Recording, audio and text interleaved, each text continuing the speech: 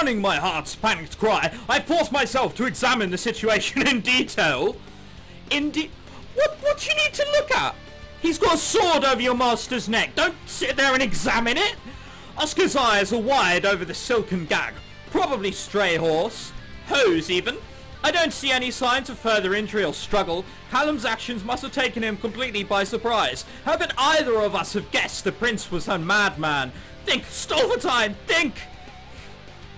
What could you possibly stall for time? Oh, there, you can't possibly mean that. You already suspect. This Bew, he nudges very slightly with his blade, and Oscar flinches, was the last one with my sister, and you have been creeping around like a spider. If I kill you both and claim self-defense, do you think anyone will have questions? That presumes you can win.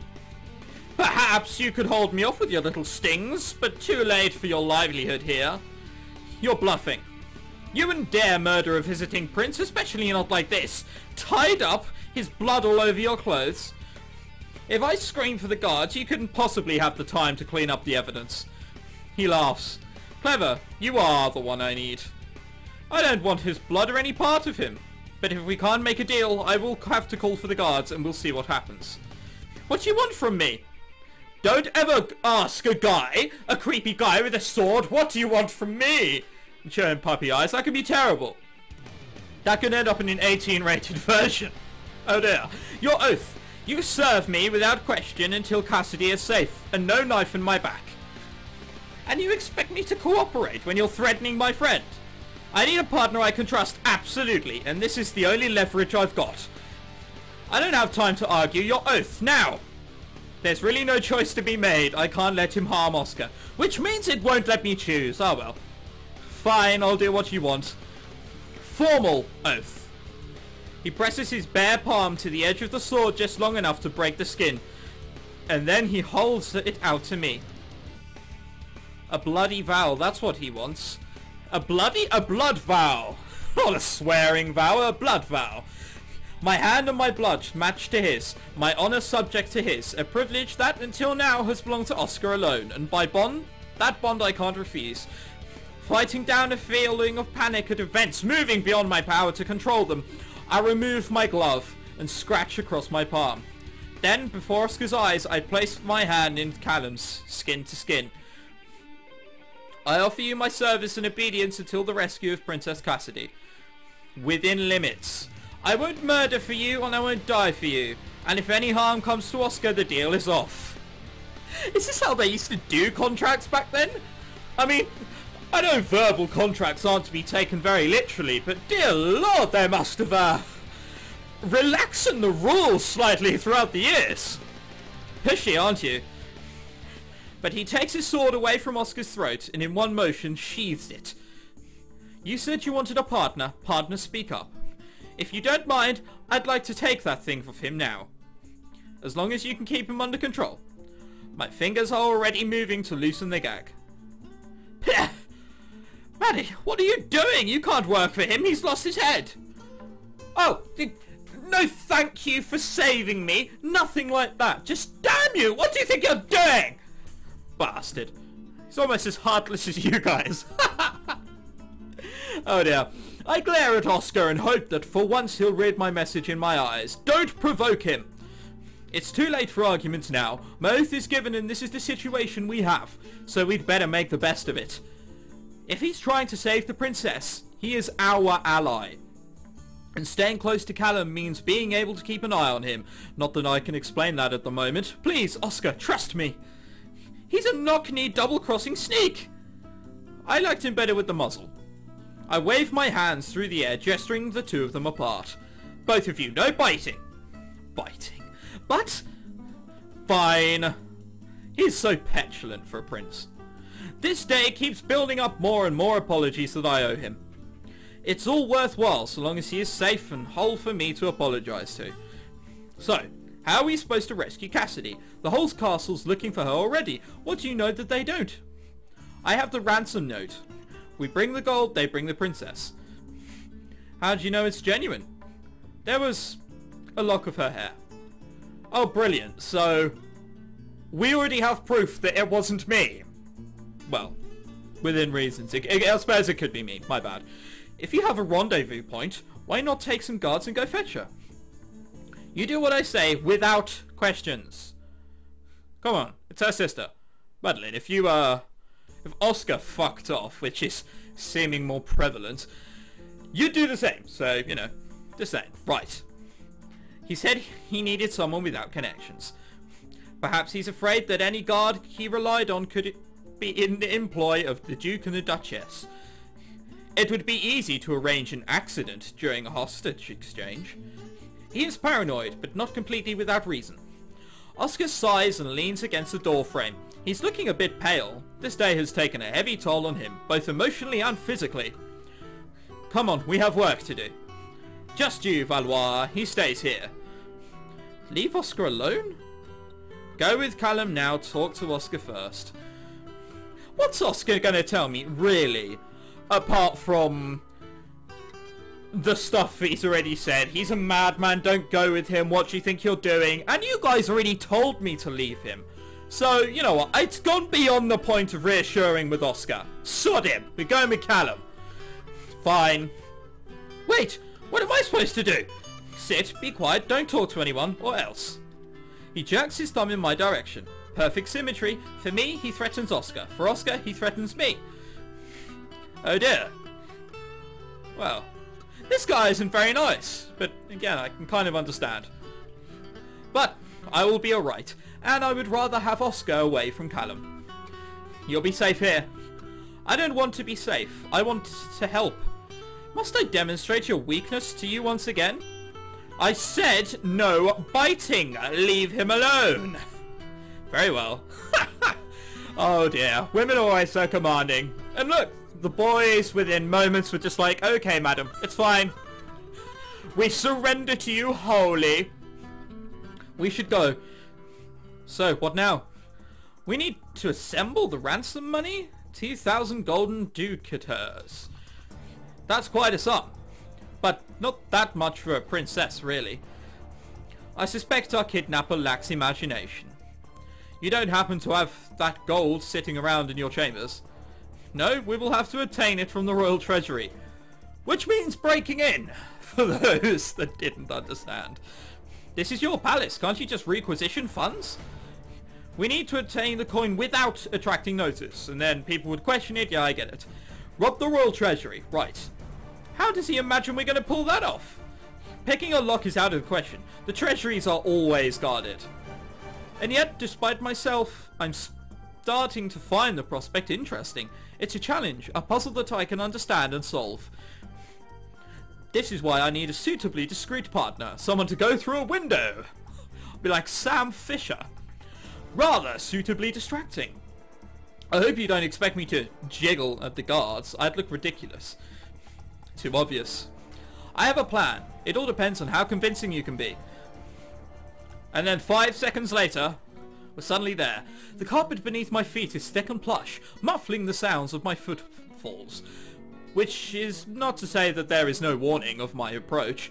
In this part of the palace, the walls are inset with viewing windows, enabling guards to keep an eye on foot traffic in all directions.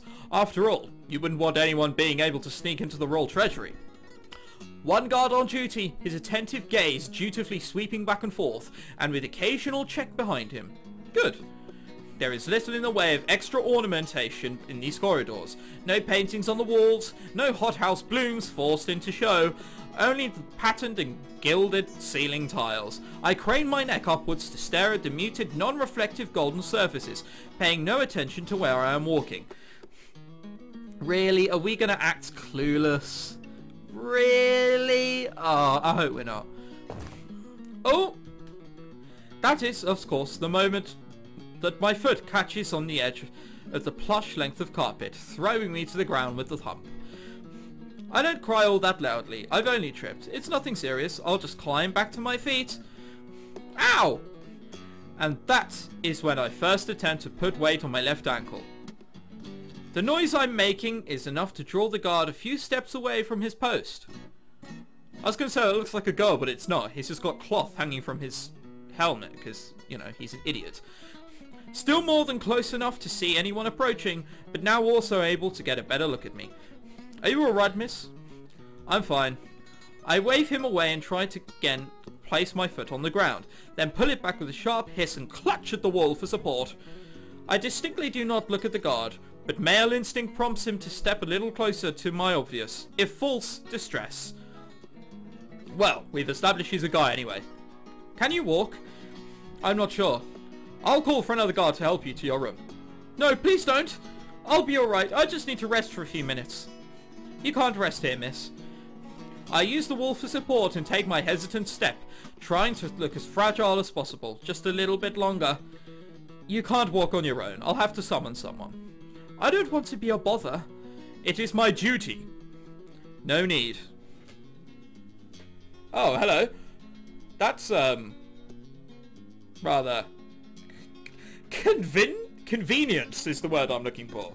Prince Callum walks out of the treasury, which he entered earlier, in full view of the guard, under the pretext of returning a bit of royal jewellery worn at the ball. Long, smooth strides bring him swiftly to my side, and avoid the possibility of any inconvenient jingling. I will escort this young woman. Yes, your highness. Callum bends, bringing his shoulders to a level where I can be more easily fling a grateful arm around them. Grateful in the looser sense of the word, dear lord. As he straightens, his support pulls me against him, not so coincidentally helping to conceal the faint bulge produced by stowing a large bag of coins out of sight. Hey, if push comes to shove, we can say that that bulge is something else. Oh dear. You can just joke about, you know, the last time you did the helicopter was... Right, no, moving on. Horrible thoughts. Get them out of your mind. He nods to the guard.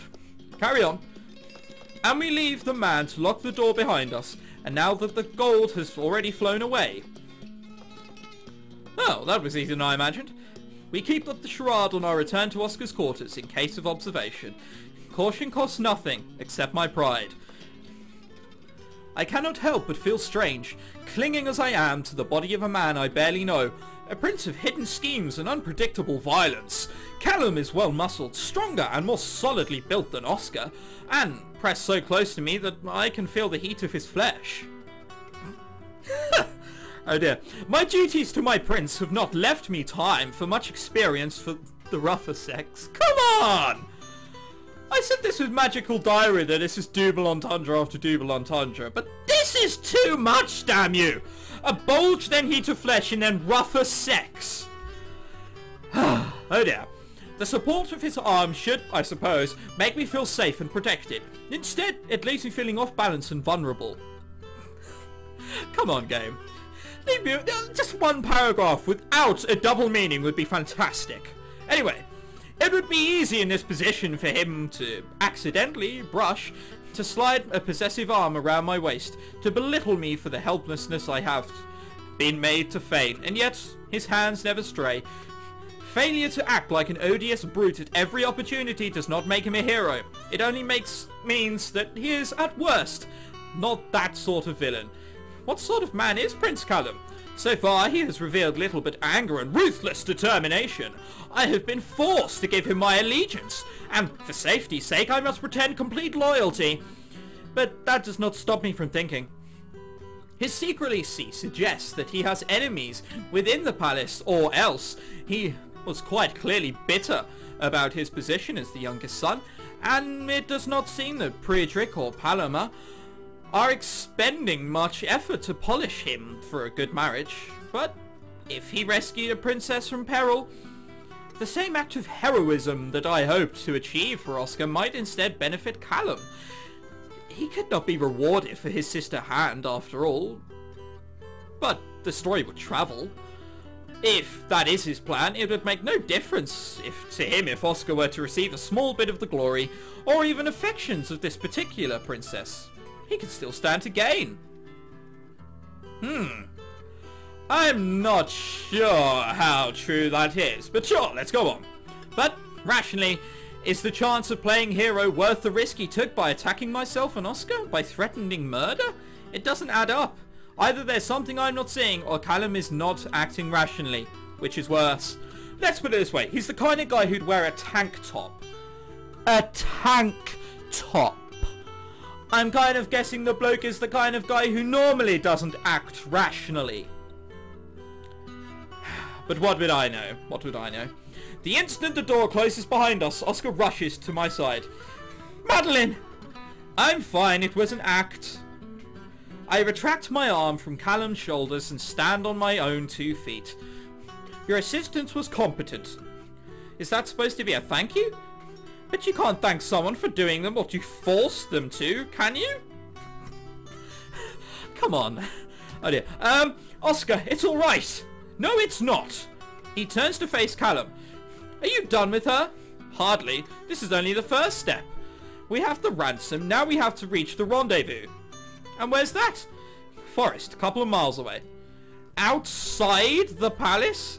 The guards may have missed the initial intrusion, but they're suddenly guarding all exits now.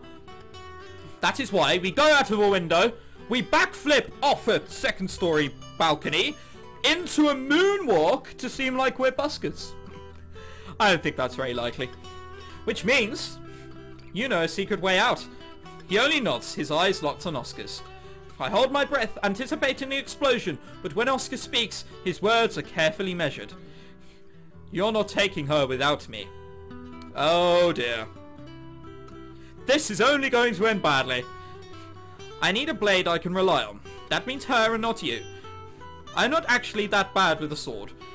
Whatever's going on, you expect it might end in a fight. Wouldn't 3 on your side be better than 2? He's thinking it through. Good for you, Oscar. He'll say no.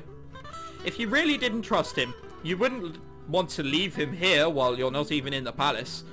Can he actually fight? Would you care to try me? I'm asking her, not you. He's a prince. Of course he can fight. But is he any good, compared to, say, myself? That question is a trap. Plain and simple. Whatever I say, they will both hear it.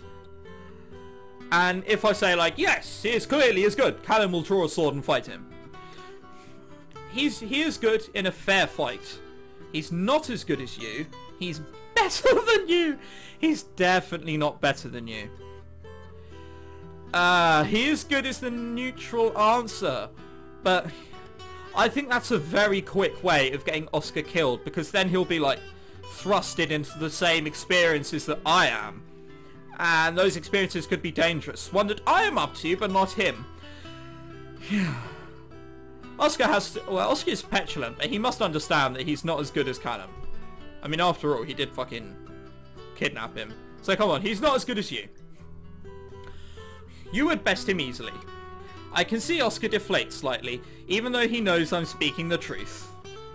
Well, at least he understands. I mean, it's naturally to be deflated after that, but come on. You got to understand, dude. But that's not the point, is it? You aren't the enemy. He won't embarrass you, if that's what you're asking. In all truth, I'm not certain whether or not it is a good idea to take Oscar along. It's a terrible idea. It depends on what Callum's plans really are, and that is a question I can't answer. He's assembled a ransom, and as Oscar said, he sounds like he's preparing for a fight. Maybe he's just guarding himself in case the kidnappers try to capture him as well. Or maybe there's something else going on here. If there's a battle waiting for us, Oscar could get hurt. See, that was my thinking. But with all the secrets and schemes going on here, I'm not sure that leaving him behind would be safer. If Callum actually didn't trust Oscar, he might have arranged for something to happen to him once I was out of the way, or any of the nobles might come around asking questions. No. I can't leave the palace without him. He's my responsibility and I must not abandon him. I could never forgive myself if something went wrong without me there to defend him. And if it comes to a battle, then at least I would have someone at my back whose loyalty I could rely on. Callum I can't trust. Oscar I could never doubt. He blows out a breath. I suppose it will have to do. You may accompany me, but without your sword. I will decide if you should have one. Brilliant. So he distrusts him that much that he's just gonna go like, eh. You're not fuck it. No, you are not having a sword. Damn, he is not a very nice person. Just remember who's in command here.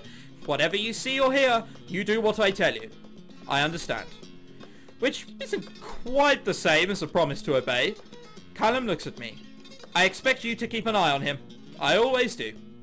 Because if he betrays me, he will pay. The blunt reminder that Callum is not our new friend leaves the room, silent for a moment. Should I fetch a purse then? Not funny. She doesn't like my jokes. She doesn't like my poetry either. Would you like to hear some? Will you be quiet? Well done, Oscar. That's a way to piss off someone who's carrying a sword and you don't. See, we're getting along fine. I can't help smiling along with him. Even under such tension, nothing damps his spirit for long. But my role is to be the focused and responsible one, and I'd better get back to playing lit. So, you have the ransom and you have your backup. Where do we find the secret exit? And how are you certain that it is still secret and unguarded? What if someone's been using it? The entrance is hidden and known only to the royal family, and the door beyond it is kept locked. If you do get through that, you end up somewhere that most people would not want to go. Fantastic! And I can only say, what a wonderful, lovely place this looks. Oh dear.